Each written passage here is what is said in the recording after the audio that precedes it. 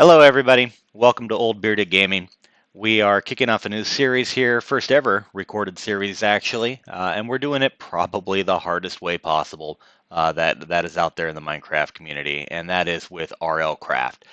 We are playing RlCraft 2.9, and we're going to do this in hardcore. Not going to be an easy task, I'm not going to lie.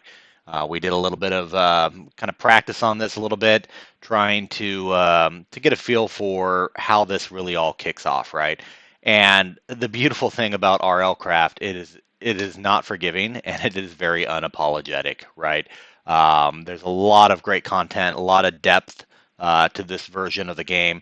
And I think it really lends itself to some really unique and interesting situations that you'll find yourself in that just regular vanilla Minecraft doesn't offer, right? In 2.9, there's been a lot of great updates, a lot of changes from 2.8 that I think just amps things up a little bit more, right? Really sets that difficulty bar high and requires you to kind of think through some of the scenarios, right? In that way, this game is challenging in very much a kind of a roguelike sense, which is ironic because roguelike dungeons are a mod that is part of this pack, but that's kind of namesake only, really. There is that kind of that opportunity because it is a single player game to be able to just kind of pause when you find yourself in a situation and think through, right? Making your decision. That is very roguelike. I think for that genre of games, which definitely was cutting my teeth on games like that with the original Rogue on the Amiga back in the day. Um, so there is an appeal, right? There's a nostalgia to that aspect of gameplay. That said, in some of the practice and trial runs of all of this, and the reason why we are doing a kind of a comprehensive intro, setting the groundwork here before we just jump right into the gameplay, RlCraft is not forgiving at all.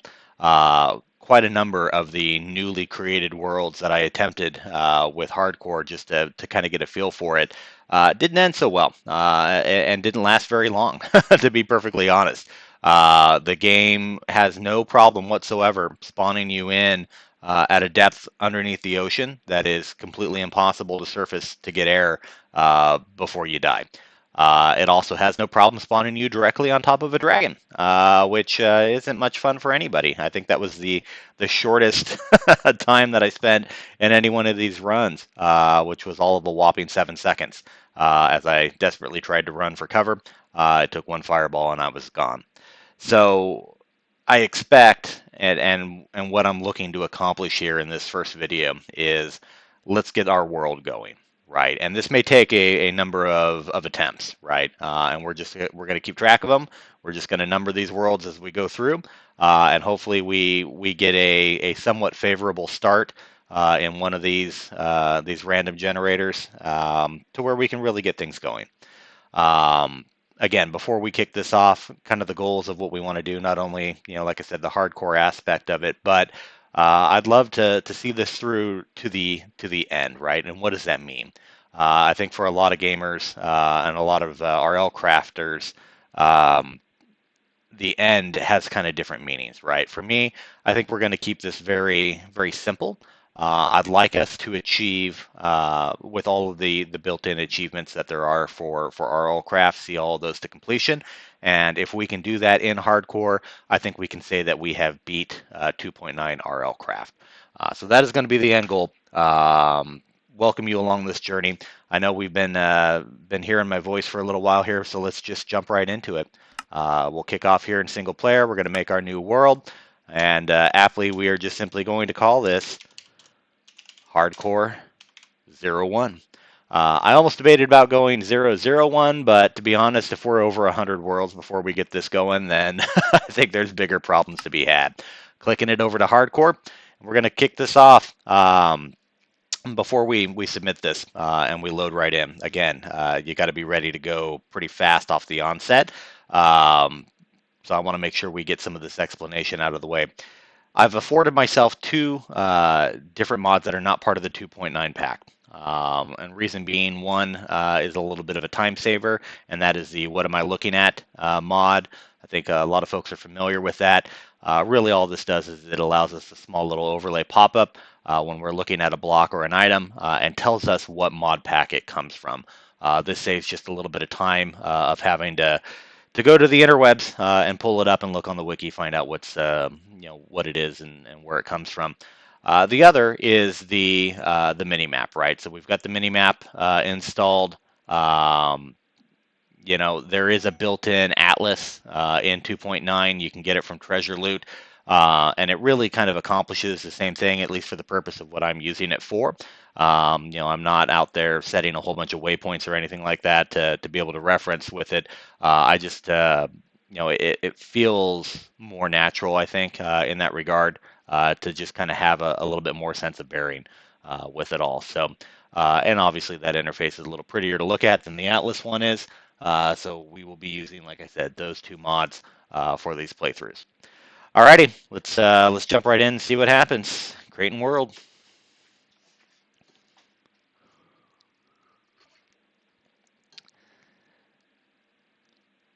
And let's just hope we're not in the middle of the ocean. Ocean starts seem to be the most common. I did about 20 of these worlds the other day. About half of them dumped me out into the body of water. Several of them were in ice biomes, which is always kind of challenging, I think, to start with. Obviously, the one with the dragon straight on, that was interesting.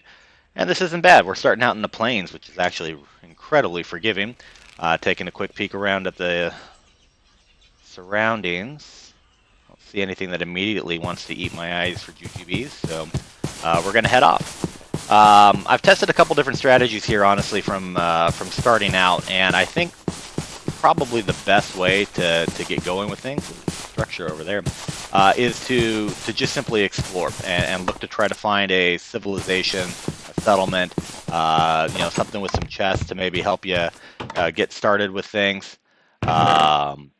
Makes things, I think, a little bit easier of get going. Obviously, the traditional way of doing stuff is they want you to find some gravel, get some flint, make a small little knife, use that knife to cut some grass.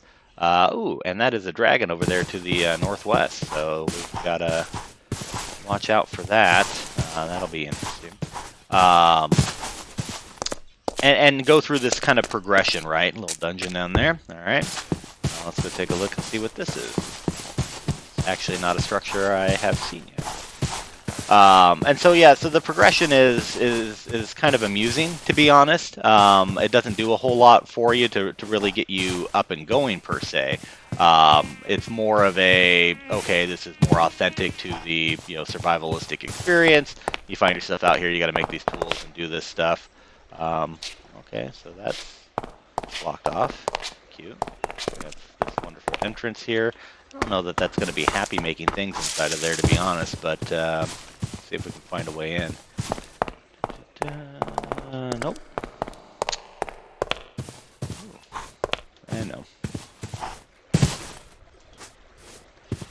Alright, let's go around this thing. So yeah, you could spend your time, gathering some of these rocks here, and you get a few of them to make some cobblestone, which is good. You know what? I think I have seen this structure before. I want to say that there's a couple spawners inside, which is weird that they're not spawning monsters yet. But I remember something about the underneath of this spawning, because it's obviously light level dark under there, being potentially a bit of a nuisance. And that noise, I don't see rock. Should be okay. Death from above is always amusing in this game. Alright, well, I think we spent kind of enough time looking at this. We'll have to maybe come back here. Let's progress down this way. For first time RL crafters, these dinosaurs are not dangerous. Okay, the Macas here with the back fins look like Stegosauruses. And the Brontosaurus guys here, these are the Allosaurs, or Ariosaur. They are peaceful. They don't hurt you. Get some leather, get some meat from them.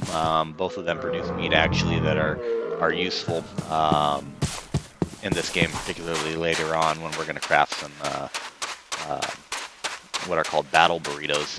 Really give us a nice damage boost. We got another little dungeon here, and we are into desert. So that's going to be warm.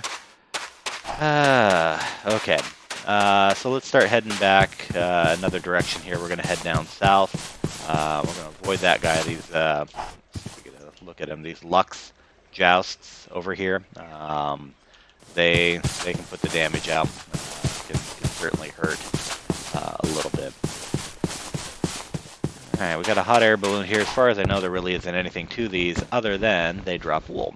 And wool is very useful. We can put it in a crafting table and make string. String obviously useful for making a couple tools and whatnot, make some bows, etc. But we can make wool armor, which we don't really need right now. We are standing in a desert. But we can also use this for trade. We'll find some villagers, which will be a little bit of a source of experience points because they, some of them love string, and we can get a decent amount of string from this. So just gather and collect a few of these real quick.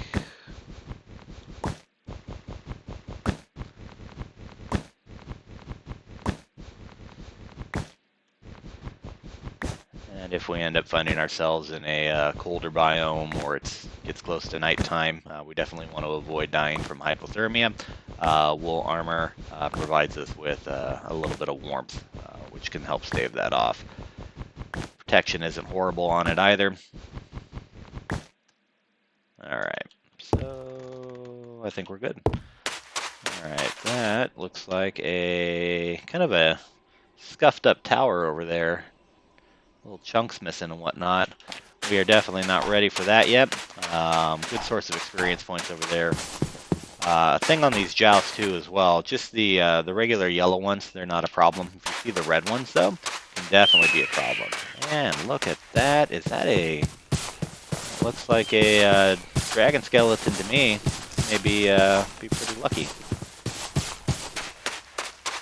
It is. Alright, so to harvest from these guys, if they still had skin and stuff on it, we could use bottles and whatnot to get some dragon's blood. And that was a stage 4 fire dragon. So we got some dragon bone, which is definitely very handy for making some weapons once we get enough experience to be able to use them. We are warming up pretty quick here. We're going to take just a quick little dip in the pool over here. Hopping in water, as one would expect. If it's hot outside, we'll cool you down. So we just want to kind of get a sense of our bearings here a little bit. So there's that dragon over there. There's that castle feature we were just looking at, that janky tower right over here. Obviously, we're here in the center. It's an interesting little structure over there as well. I'm going to guess that that's a Cyclops den. All right, let's continue back down towards the southwest, I think, here. I think that's going to be our best bet.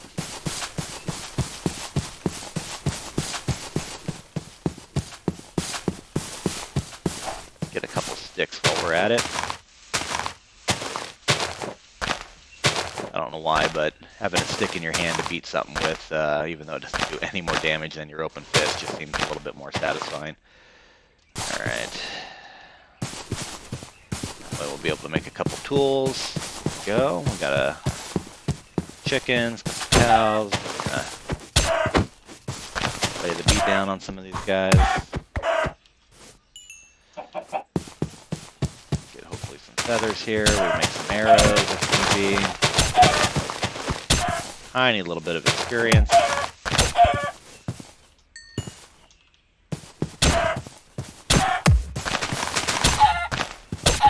Gotta be careful breaking all this grass. We could spawn a couple not nice elemental entities. That could wreck our day pretty easy, but again, super early game, so a death here not gonna be the end of the world. Get a little leather from these guys.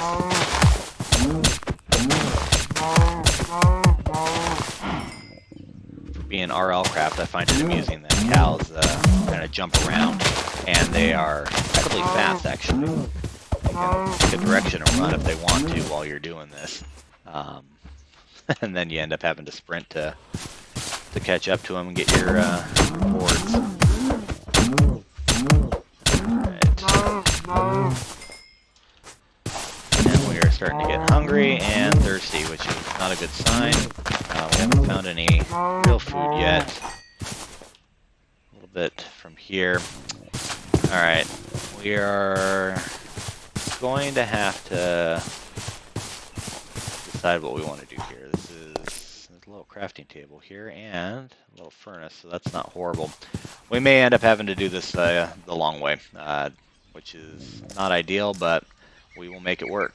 So open-handed, we can come down and crouch in on some of this water here and drink. See, it turns it green because it's not purified water, but it's still better than completely starving. Let's take a peek, see if we can find a little bit of gravel. That's all stone. We can eat a little raw meat to... Oops. Where did that go? There it is.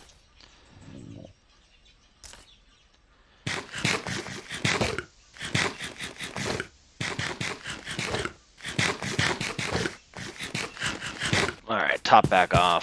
Let's see what's in this thing here. Anything back behind? Nope.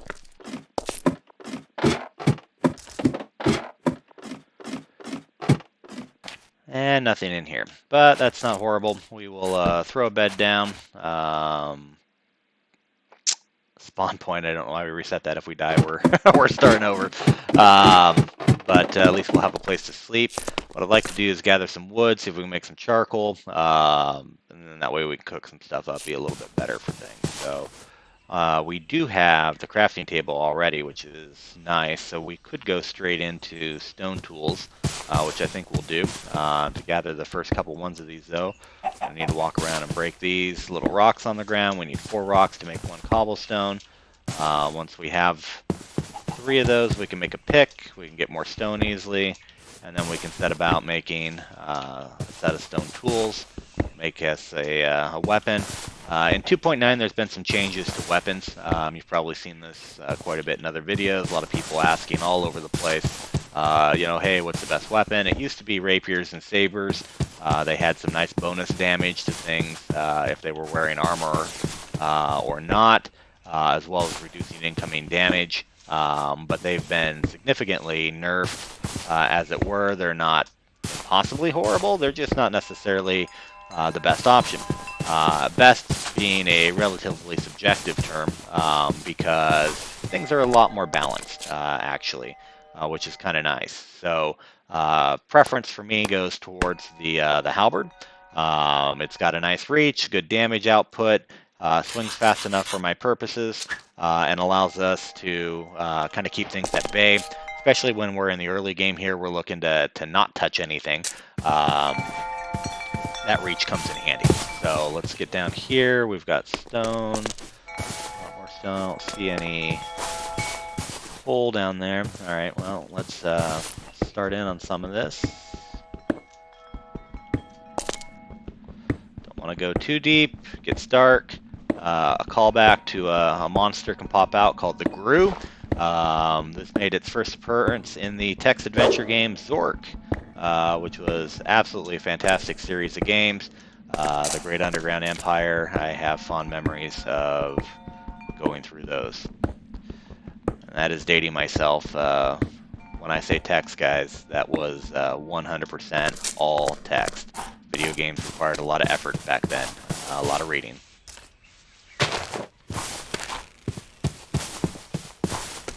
Alright.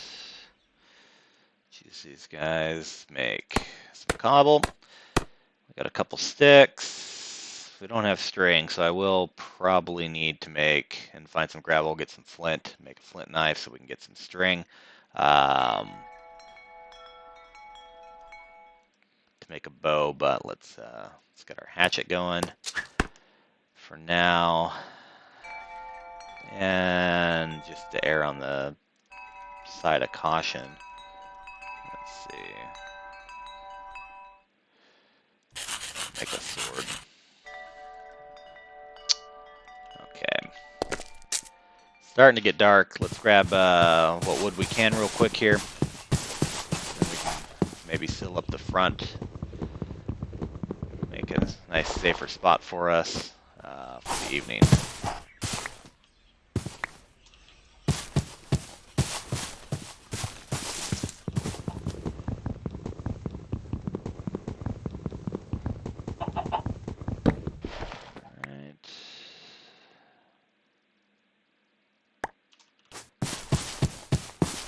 have a nymph over there, which is kind of nice.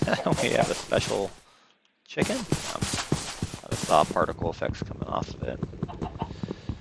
The nymphs are nice.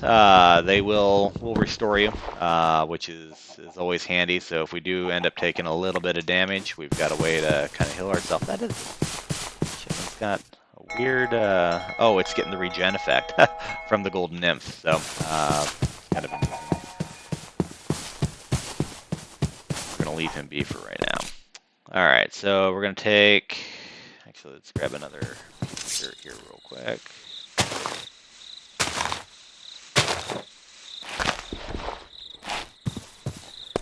Let's plug this hole. And we're just dropping stuff everywhere. Alright, so relative safety for the evening. That's not horrible. Let's split a little bit of this. We're going to make a little bit of charcoal, which is obviously handy, a little bit better of a fuel source. We're going to do the RlCraft thing here where we make boards, because boards are not just simply crafted from the base of trees. You have to cut them up like that, and then you'll get your planks. So we have those. You know what? Let's go ahead and make a little storage chest just because. Get some of this stuff out of here. Take stock of what we have. And actually, no, we do have string because that was the whole point of getting all that wool. That's right. So we'll take this cyan here, put that in here, make some string. Good, now we have string. All right, I made some charcoal for us. So we'll put that in there. Let's grab our last of our food and our chicken. Let's get these chickens cooking. Let's see here. Okay. All right, let's take a look here. What we need. I don't have any flint yet, so we can't make any arrows. But we can get a bow going. So at least we have that. We've got 3 experience points. Not enough yet. I want to wait till we get 5 before we start spending it, which unlocks the bonus experience from the leveling up mod. Allows you to get extra experience either from combat, for crafting, or from farming. And we will be doing it from combat since this is a very combat-centric version of the game. All right, chicken's done there. Let's see, anything else that we want to prep for? Well, we can get our halberd going though, for sure. So let's grab materials that we need here. Stone halberd. Boom. I'm gonna make our pole. Make our pole. Put the rest of these on there, and boom. So did not get any special properties with it. That's fine. It's at least not worthless. So I'll take it. We'll keep this for a backup just in case. And let's see, anything else that we want to craft right away? I don't think so. I think we're going to be sitting all right.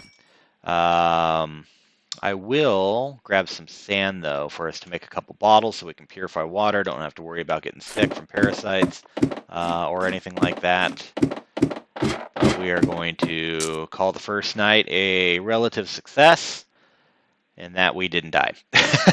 We didn't find anything overtly great, but we didn't die. So I think we're going to move on from here. We're going to take this with us, obviously. Down these stairs. All right. Bust out of here, see what's waiting.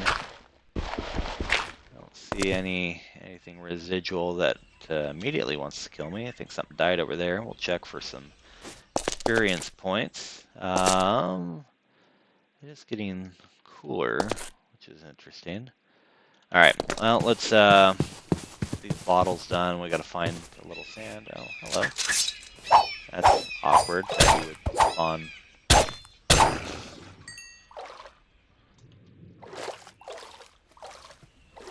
No sand, no gravel. All right. I see a little sand over this way.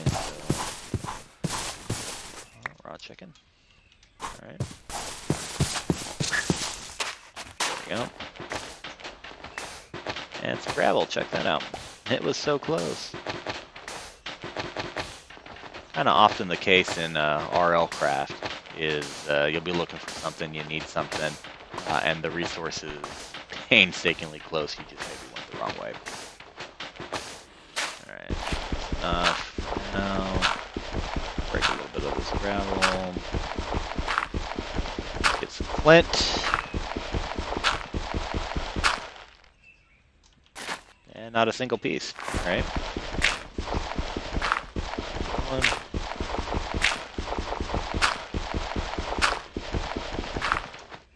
Alright, not mission critical. We'll take it with us. We can place it down and re-break it until it gives us flint, and then it'll use up the gravel. But at least we won't have to go looking for it later. That's fine. Get this sand going, though. Alright, well, let's get our inventory sorted.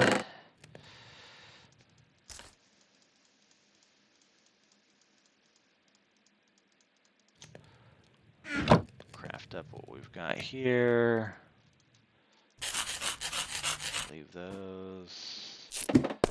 We'll take that with us.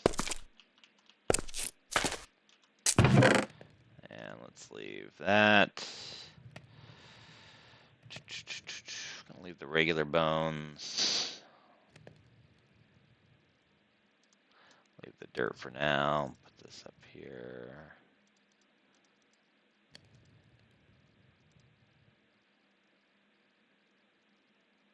Actually, we'll bring that with us just in case. Don't want the squid.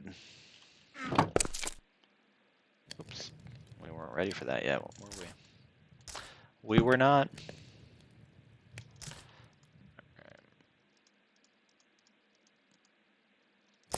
Alright, that should be enough actually. Let's pull that. Fill these up. Ooh, it's hot.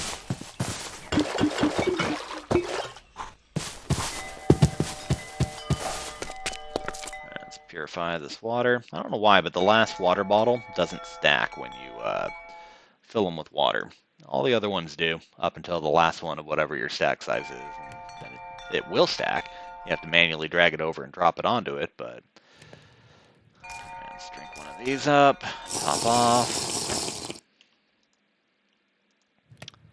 And yeah, I think we're going to be done crafting when this is all over. So let's pick back up our crafting table. I'm going to go sit in the water. It's awfully warm. And there's another squid, look at that. It is a little warm in that that tower there while it's cooking. So, all right. Well, we're kind of circling around. I want to avoid the desert for right now, at least the deepest pieces of it. I think we're going to work our way west. I kind of want to take a look and see what this this round structure is. See if it's something we want to come back and poke a stick at later. You're just asking to be killed, buddy. Yay. Alright, a little more experience there. I think the rest of that should be purified by now. Alright. Cool. Purified water. We got some resources. Yeah, I guess we'll take this with us. Saves me 9 cobblestone, which doesn't sound like much, but it can be quite a bit. I'm going to leave these seeds. Not really a use for them right now. I'll leave the 1 chicken. We've got plenty of food for now. We're going to leave those seeds. Inventory Manager 2022. It is a real game. And we'll leave the egg. Cool. Okay, so we are going to work our way west now and see if we can get lucky with finding something. There is some stuff on fire over there. That looks like netherrack. Don't know that I want to know what that is. That could be a Doom-like dungeon, which is a thing. All right, what is this round structure? It's full of gravel. Wow. Yeah, I don't think I want to poke that with a stick at all. And we have a obsidian obelisk in the distance, which doesn't sound very happy making either. All right. Let us carry on and see if we can find some civilization. We've got another tower in the distance over there, and another balloon. So we are sitting pretty good on wool, which is nice. Gonna hop into this water here again and cool down. Being very mindful of the temperature down there, because that is one of the things that, unless you are equipped to be able to manipulate your internal temperature, obviously the Aussie liners are great to add to your inside armor. We don't even have any armor yet, and the armor that we could be making would simply add heat, which we do not want or need at this time. So we just got to make sure that we don't start the damage tick. When that debuff happens, it can put a hurt on you in a very short period of time, as we have just 3 precious little hearts. It's not really anything worth the risk. So always be mindful of the temperature, particularly in hardcore. All right, I see a tent structure of villagers over here. And it's going to, of course, be up top, isn't it? Yeah, there should be a way up over here. These guys are interesting. There's only ever 2 of the villagers. There's 3 tents, so again, a lot more wool, but usually one of the villagers will trade for string. So again, it could be a little source of some early experience points for us. Let's take a peek. What do you want? You want actual wool, which is not very efficient. Let's see what the other guy wants. Oh, hey. 2 of them. Fantastic. You want coal?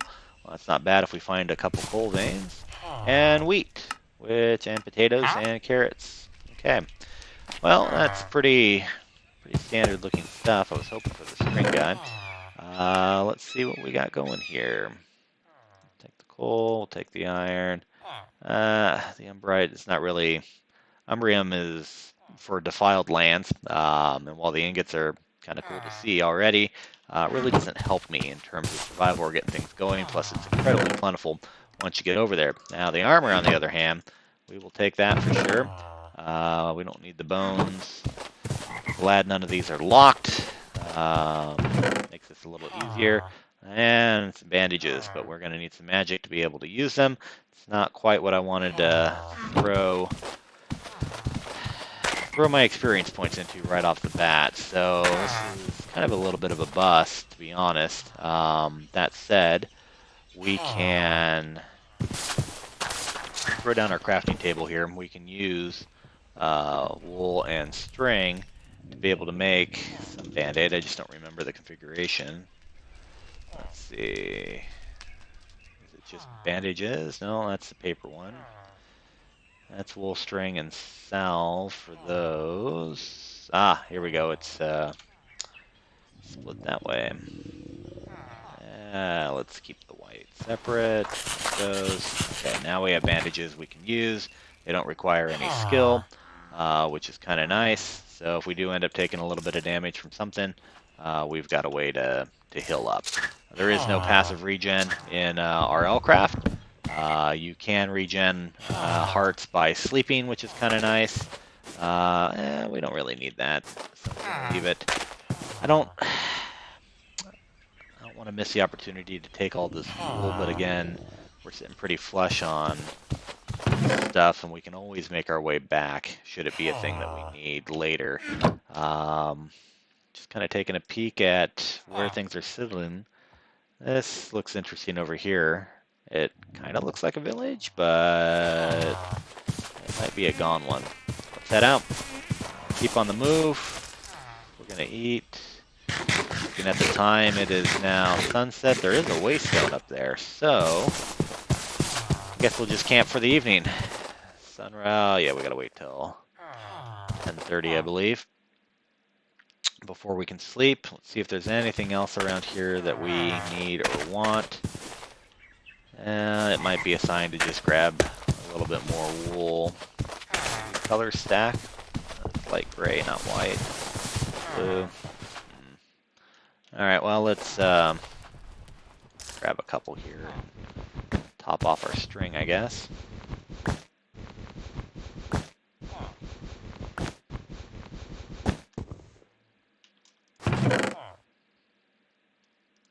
Whoops.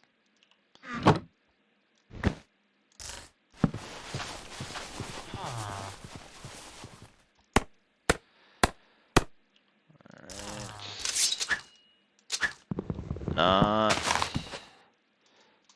quite the find we were looking for, but let's sleep. One thing you want to be careful of when sleeping, of course, a Reaper can mistake a sleeping person for dead, and so they can show up, and they're not overtly difficult, but they can get some lucky shots off that can be really annoying and kind of wreck your day. So just something to keep in mind to keep a weapon handy when you go to lay down and sleep. All right, let's click it. So, oh, it's a waystone for the plateau itself. These appear randomly out there, which is kind of nice. They can be ways to get back to various zones. Oh, that lion is going to completely wreck our day if it sees us, which it does. It is on its way after us. Let's see if we can outrun it. Try to get across that water over here.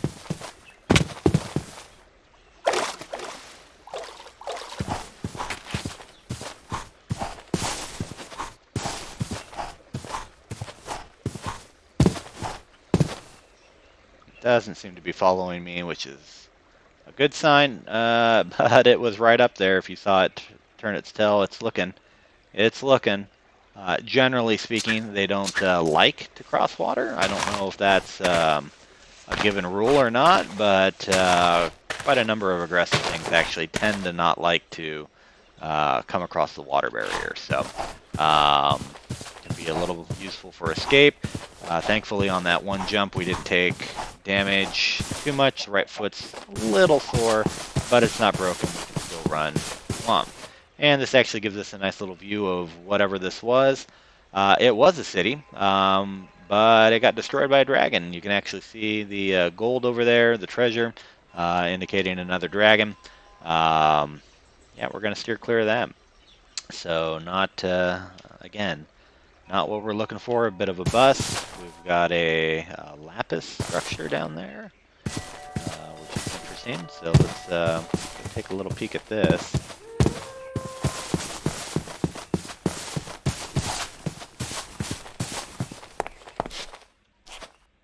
Huh. Well, boy, you know, you see these switches, right? There is some really interesting redstone contraptions and things that are built around various places. If I'm not mistaken, this is a lighthouse, and produce light. I don't know if it's fully formed or not. Switch thankfully didn't do anything, but you know, can't resist tripping some of those. The quest continues for survival. Let's see if we can't find a little city to get ourselves going in. We do have some coal over here, though, and we are going to go poke this with our pickaxe. This is easy early game experience. Should be enough over here to get us to the level 5 threshold that we're looking for, so we can put a little bit more of a bonus into when we kill things. All right, let's grab these. Give me those beautiful green orbs. Experience is a wonderful thing in the early game, mid-game, until you can get everything maxed out, right? So now that we're level 5, this is the interface for the level up. Again, you could go mining, honestly, not a horrible way to go, but all that's going to do is give you similar amount of experience points for mining other ores that normally don't give you experience points, things like iron and whatnot, right? It doesn't boost the amount of experience that you get from things like coal already. So it's not as plentiful or as wonderful as you might expect, but if you want to spend your time underground, you certainly could, although going the underground route, very dangerous. A lot of things down there that will will kill you and not feel bad about it. So, like I said, we're gonna knock some of this out. Fuel sources are always handy. You do need to be on the alert while you're doing this, though, because again, you can spawn these ganoches that will pop out from any elemental or charge thing.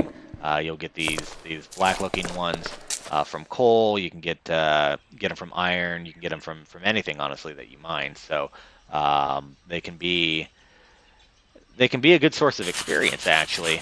But again, in the very super early game, there's always a risk that you can get one to pop up. So got some sheep down there. We got a little tower going on over there and another structure. So I'm hoping that that's going to be the village that we're looking for to get started with here. Let's continue on our way over there. Just so in case things get dicey later. We're going to pop another purified water here, just top off. Nothing like being in the middle of combat and running around, and then all of a sudden your vision goes all crazy because of thirst.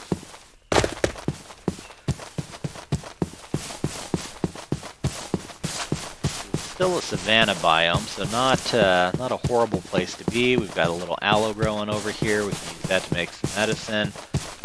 We've got plenty of passive mobs. We need a little leather. Boss hit point bar just showed up. There's a dungeon somewhere nearby or under, and this is going to be a village. So, yay, success. We will kind of scout this out. We'll loot it dry, find a place to maybe set up a little bit, and kind of start figuring out where we want to go from here. That is really funky generation there, that building with the lights on top. We've got around here. We've got the Dutch windmill. That's cute. We've got this big structure here, which I think is the one that I want to use to kind of set up home in. That's festive. Here's the death pit in the village. Welcome to our waystone if you can get to it, and the bounty board suspended in midair as one does. All right, lots of books here, obviously. That we'll be able to harvest. That's good. I didn't see any bookshelves though. They may be further around. Oh, enchanting tables. Save us a little bit of effort. Okay. Cute little building. I was wrong. That is not where we want to set up. Not a lot of room in there. I don't want to hack all that to pieces just yet. Ah, this is gorgeous. Oops, that is less gorgeous over there. That guy seems dangerous. I don't remember if they're hostile or not. But the vineyard's amazing because wine is incredibly OP. Several videos out there on it about what happens with wine. But generally speaking, when you eat something like a battle burrito that gives you several buffs, you can drink ironberry wine and buff the level of those buffs up, and then drink nice high quality regular wine to extend the durations of it up to about 10 minutes. Not horrible. Not horrible for making you an invincible little monster. So take a look and see what else we got going over here. We got this little observation. We'll come look around later. These little doubles, they're packed in here real tight, right? Let's see, go across the way, planner, nothing to get excited about. Not overtly rich building. Ooh, they had some coal though. We'll take that. Okay, well, let's keep looking. Keep looking. It's going to be the end of the village here. The road just ends. Look at that structure a little later. Well, again, so far this playthrough, not horrible in that we have not died immediately, but we're not getting the best of luck with some of these. What the? Oh, jeez. Okay. This is why we keep our weapon on. And what's ticking me, though? That may have just been a little lag. All right, so real close to the jungle there, that wasp could signify that there is a nest somewhere nearby, which would be interesting as well. But let's pop inside here, looking at the hearts. Not too much damage done. Hidden chest up here. A little bacon. All right. Again, not exactly what we are looking for. Well, beggars can't be choosy, but boy, there just isn't really anything amazing in here. I guess we can take a look at Nitwit's not going to help. See what some of the villagers have. That's lovely. Cake. But that could be Hippogriff shouldn't auto attack me. Are we just staring at it? A toolsmith, some coal. We have some. And a little flint. We'll take it, I guess. Why not? Hi. Let's trade. An emerald. Cool. And a little experience. Let's drop those seeds. That thing is totally stuck in there. That's awesome. Let's see here. Let's continue on with the rest of the village. Alright guys, what do you want? You want coal, photographer, you want paper. Dead flesh and gold, because you're greedy. Clerics are incredibly greedy. Let's see, and that's the light observation, or what is that? Sensor, daylight sensor. We do have a little glowstone here. We'll come back and break those a little later. See what's in here. Layout. Well, you're an excitable guy for a cartographer. And all right, pretend enchanted books.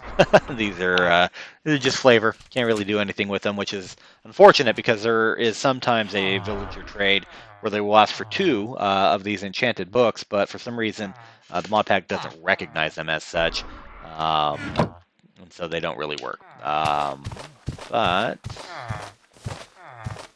let's see, there's more books over here. More books. Is there anything in that back corner? I don't see anything. No. Let's see what's upstairs. Paintings, paintings, paintings. Whoops. Oh, lag. Oh, pipe. Strafe, of course. Not overtly useful for right now. But we got a nice little collection here. Protection 3. Hell yeah. And another Protection 3. And Aqua Affinity. And Disarm's not horrible, but you don't fight a lot of things that hold weapons, per se. It's not that we're going to be doing right away. This is brilliant, though. Now, we do eventually have the option to take these 2 Protection 3 books, and we can bind them together to get Protection 4. That's not going to be as immediately beneficial to us as just using both Protection 3s on 2 different pieces of armor. Once we get something that's worthy enough of doing that. But we're going to need experience. We're going to need to be getting leveled up.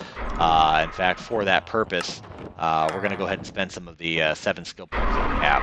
We're going to get agility up to 2. This will allow us to use basic bows. We're going to get magic up to 2. That allows us to use a little bit of some additional healing as we need it. Farming, we're going to bring up to 2. That allows us to break wheat when we come across it and see it, which is a quick and easy way to get a couple experience levels. After that, though, we are now going to focus on defense first. Spend what we have there. We need to get that bumped up so that we can start wearing at least some iron. To put us in a pretty good position to do some more. So with that, we're sitting not horrible. Again, not horrible in that we have not died. So we'll take that. There is definitely some additional resources here. We need to finish exploring the rest of this village. I want to kind of poke our halberd at a few things around here, start getting a little bit more experience points so we can start using some better things. But at least where we're sitting at, we're not bad. We're honestly not bad. We've got a little village here, even though it's a little scuffed. You can hear the Arguses outside kind of doing their due diligence. In fact, if you look at the mini map, there's one that's kind of floating around. They move pretty quick, protecting the village from anything that's threatening the villagers. Don't really want to mess with those guys, so be very careful not to accidentally hit any of them. But yeah, no, the village, I've seen worse. I've definitely seen better. But we're going to take it for all it's worth. I don't think we're going to settle down here, at least not yet. But we will spend a little bit of time here just getting set up, try to get some things going to put ourselves in a better position to survive. Yeah, so we got our halberd, we've got a little bit of armor. We're not sitting too horrible, so I'll take it. I was not expecting World 1 to keep us alive for too long, but I think we played it pretty safe. We avoided some major conflicts. We got out of some somewhat potentially dangerous biomes. So appreciate it. Everybody take care. We'll be back for part 2, continue and see what we can't do. This might be the one. If this ends up being the one, I'll be incredibly surprised, but we'll take it. This is OldBeardedGaming. Thank you, everybody.